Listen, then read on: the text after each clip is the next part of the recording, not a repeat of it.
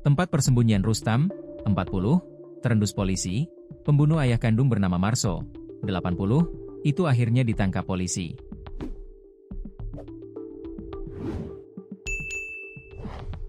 Marso ditemukan bersimbah darah di rumahnya yang berlokasi di Gang Pendowo, Kelurahan Raja Basa Jaya, Jumat, 21 November 2025, pagi, disebutkan akibat tebasan golok Rustam. Seusai melakukan pembunuhan terhadap ayah kandungnya itu, Rustam lantas kabur melalui pintu belakang rumah. Tak ingin berlarut-larut, polisi langsung bergerak mengejar Rustam. Sampai akhirnya, tim gabungan Tekap 308 Polresta Bandar Lampung, Polsek Kedaton, dan Polda Lampung, menangkap Rustam saat bersembunyi di satu gubuk di wilayah Karanganyar, Lampung Selatan. Penangkapan yang terjadi pada Sabtu, 22 November 2025, malam itu dibenarkan Kasat Reskrim Polresta Bandar Lampung, Kompol Varia Arista. Benar, pelaku, Rustam, sudah diamankan.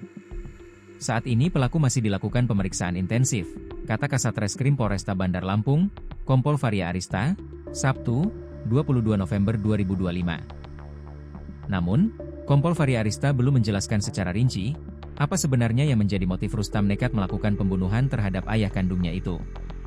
Sebelumnya diberitakan, ajakan berkebun diduga menjadi pemicu utama Rustam, 40, nekat menebas ayah kandungnya, Marso, 80, menggunakan golok. Alhasil, ayah kandungnya itu tewas mengenaskan akibat tebasan golok Rustam.